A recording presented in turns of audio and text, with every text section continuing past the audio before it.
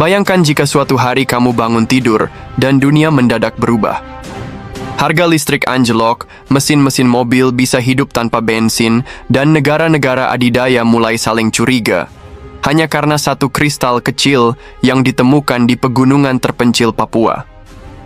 Temuan ini bukan sekadar batu biasa. Ini adalah kristal plasma alami yang memancarkan energi abadi, tanpa henti, tanpa polusi. Tapi tunggu dulu, kenapa Amerika, China, dan Rusia justru panik dan berebut datang ke Jakarta? Apa yang mereka sembunyikan? Apakah ini akhir dominasi energi fosil dunia? Atau justru awal babak baru perebutan sumber daya di Asia Pasifik? Dan inilah fakta paling gilanya. Indonesia bisa menjadi kiblat energi masa depan dunia, menggeser kekuatan lama hanya dalam waktu kurang dari 5 tahun. Tonton video ini sampai akhir, karena di bagian terakhir kamu akan melihat bagaimana Indonesia bersiap mengubah peta kekuatan global hanya dari satu titik kecil di tanah Papua, dan kenapa temuan ini bisa memicu konflik energi terbesar sejak Perang Teluk. Papua kembali jadi tajuk utama media dunia, bukan karena Freeport, bukan karena emas, tembaga, atau nikel, tapi karena satu hal yang lebih dahsyat, kristal plasma alami. Sebuah struktur kristalin misterius yang ditemukan tim geologi Universitas Cenderawasih bersama Badan Riset dan Inovasi Nasional, BRIN, pada pertengahan bulan Juli 2025. Benda seukuran biji salak itu, setelah diuji laboratorium, memancarkan medan elektromagnetik stabil tanpa perlu input energi eksternal. Dalam istilah awam, ini adalah bentuk energi abadi. Dan menurut para peneliti, ini bukan buatan manusia. Benda ini terbentuk alami, terkubur selama jutaan tahun di perut tanah Papua. Temuan ini terjadi di kawasan Pegunungan Bintang, pada kedalaman hampir 2.700 meter, saat tim geoteknik sedang melakukan eksplorasi tanah untuk proyek pembangunan jalur Trans Papua, yang dibiayai lewat skema kerjasama pemerintah dan badan usaha, KPBU. Awalnya kami kira hanya batuan biasa dengan kandungan logam tinggi, tapi saat kami isolasi dalam ruang vakum, benda itu tetap berdenyut elektromagnetik, tidak melemah. Tidak hilang, ujar Profesor Yohanes Waran, Ketua Tim Riset Universitas Cenderawasih, tidak butuh waktu lama. Setelah berita bocor ke media, 3 negara langsung mengirim delegasi teknologi tingkat tinggi ke Indonesia, Amerika, China, dan Rusia. Ketiganya secara terang-terangan meminta akses terhadap kristal plasma tersebut. Duta Besar Amerika untuk Indonesia bahkan secara pribadi bertemu Presiden Prabowo di Istana Bogor. Tidak hanya itu, menurut sumber internal yang tidak bisa disebutkan namanya, ada tawaran tak resmi senilai 2 miliar dolar, sekitar 34 triliun rupiah, hanya untuk mendapatkan hak studi awal selama 1 bulan. Namun Indonesia menolak. Pemerintah menyatakan bahwa semua proses riset akan dilakukan mandiri bersama negara-negara mitra strategis global selatan, seperti Brasil, India, dan Afrika Selatan. Keputusan itu memicu ketegangan diplomatik. Portal berita The Atlantic melaporkan bahwa Amerika bahkan mempertimbangkan sanksi teknologi terhadap Indonesia bila tidak mau berbagi akses. Jika benar bahwa kristal plasma ini adalah bentuk energi abadi, maka potensi Indonesia untuk menjadi Arab Saudinya energi baru sangat terbuka. Benda ini tidak menghasilkan asap, tidak menghasilkan limbah, tidak butuh reaktor, dan hanya sebesar kepalan tangan, bisa menyalakan satu jaringan listrik setara kota kecil selama lebih dari 12 bulan. Para analis di London menyebut ini sebagai quantum disruption dalam geopolitik energi. Negara-negara penghasil minyak akan terancam. Bahkan raksasa energi seperti ExxonMobil dan Chevron sudah memanggil tim krisisnya untuk menyusun ulang skenario bisnis energi global. Menurut laporan awal, setidaknya ada 72 kristal plasma yang tersebar dalam formasi batuan di kedalaman tanah Papua. Tidak semua bisa diekstraksi dengan mudah, tapi 7 di antaranya sudah berhasil dibawa ke laboratorium utama di Bandung untuk proses analisis lanjutan. Nilai ekonominya belum ada harga pasti, tapi jika satu kristal bisa menggantikan satu pembangkit listrik tenaga gas selama setahun, maka nilai konservatifnya bisa mencapai 500 juta dolar, sekitar 8,5 triliun rupiah per unit. Lalu apa yang terjadi jika seluruh cadangan dikomersialisasikan? Kita bicara potensi kekayaan negara hingga ratusan triliun rupiah per tahun, tanpa polusi, tanpa ketergantungan pada bahan bakar fosil. Masyarakat Indonesia menyambutnya dengan penuh harapan. Namun di sisi lain ada juga kekhawatiran. Sebagian netizen bertanya-tanya, Apakah ini justru akan membuat Papua jadi target baru perebutan asing? Apakah kita siap menjaga kekayaan ini dari sabotase dan infiltrasi? Pertanyaan-pertanyaan itu tidak berlebihan, karena sejarah telah mengajarkan bahwa setiap kali ada sumber daya strategis ditemukan, maka konflik, campur tangan asing, dan permainan kekuasaan selalu mengikuti. Menanggapi dinamika tersebut, Kementerian Pertahanan langsung bergerak. Dalam rapat terbatas bersama Presiden, Menhan menetapkan bahwa zona pegunungan Bintang diubah statusnya menjadi Objek Vital Nasional Strategis (OVNS) dan akan dijaga oleh gabungan pasukan dari TNI AD, TNI AU, dan Marinir. Dalam pernyataan resminya, Presiden Prabowo mengatakan, "Kita tidak akan mengulang kesalahan sejarah. Energi masa depan ini harus dikuasai, dikelola, dan dimanfaatkan untuk rakyat Indonesia. Papua bukan hanya masa lalu, tapi masa depan Republik ini. Bagaimana dampaknya ke BRICS dan dunia Islam?" Keputusan Indonesia untuk menggandeng negara-negara global selatan membuka babak baru dalam peta geopolitik energi dunia. Dalam forum BRICS Plus yang akan digelar bulan September di Kazan, Rusia, Indonesia dijadwalkan mempresentasikan temuan ini sebagai proyek multilateral. India dan Uni Emirat Arab sudah menyatakan minat mereka untuk bergabung dalam riset kolaboratif ini. Bahkan Arab Saudi mengusulkan agar kristal plasma ini dijadikan basis teknologi energi haji dan umroh bebas karbon. 1 minggu setelah kabar temuan kristal plasma Papua meledak ke publik, peta diplomasi internasional mendadak berubah arah.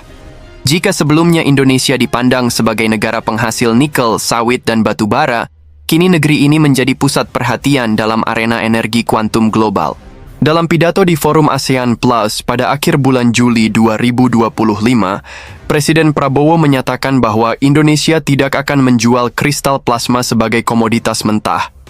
Melainkan, Indonesia hanya akan mengekspor teknologi berbasis energi plasma, hasil olahan Badan Riset dan Inovasi Nasional bersama mitra strategis global. Kita tidak ingin menjadi buruh dalam revolusi energi ini. Kita ingin menjadi pemilik pabriknya, bukan sekadar penggali tambang, tegas Prabowo disambut tepuk tangan delegasi dari Filipina, Vietnam, dan Malaysia. Langkah itu jelas menyulut reaksi keras dari negara-negara adidaya. Washington dan Beijing menilai keputusan Indonesia prematur dan tidak inklusif. Namun banyak analis menilai justru inilah momentum kebangkitan poros energi selatan, sebuah penyeimbang dari dominasi energi barat selama lebih dari 1 abad terakhir. Bagaimana dampaknya bagi rakyat Indonesia? Pertama, sektor energi nasional akan mengalami transformasi masif. Saat ini, PLN dan Pertamina telah menyiapkan roadmap transisi energi berbasis kristal plasma. Targetnya, pada tahun 2030, setidaknya 50% pembangkit listrik Indonesia tidak lagi menggunakan batu bara atau gas, melainkan kristal plasma sebagai sumber utama energi bersih. Kedua, Indonesia bisa menjadi eksportir teknologi energi plasma. Sudah ada minat dari negara-negara Afrika, termasuk Kenya dan Nigeria, untuk membeli reaktor plasma mini hasil prototipe Universitas Gadjah Mada dan ITB. Nilai ekspornya diperkirakan mencapai 20 juta dolar, sekitar 340 miliar rupiah per unit. Ketiga, akan terbuka lapangan kerja baru di bidang rekayasa plasma, pengolahan kristal, dan teknik elektromagnetik. Pemerintah menargetkan akan menyerap hingga 200.000 tenaga kerja terlatih dalam 5 tahun ke depan, terutama dari Papua dan kawasan timur Indonesia. Tapi, benarkah aman? Meski disebut sebagai energi abadi, kristal plasma masih menyimpan banyak misteri. Beberapa ahli menyuarakan keprihatinan atas kemungkinan interaksi plasma dengan medan geomagnetik bumi yang belum sepenuhnya dipahami. Dalam laporan ilmiah yang diterbitkan Nature Energy, disebutkan bahwa reaksi plasma alami bisa memicu fluktuasi cuaca ekstrem, terutama jika digunakan dalam skala besar dan tanpa sistem isolasi yang ketat. Namun Indonesia menjawab kekhawatiran itu dengan mempercepat pembangunan pusat isolasi plasma nasional di Serpong yang diperkirakan selesai akhir tahun 2026. China kirim kapal riset ke Arafura.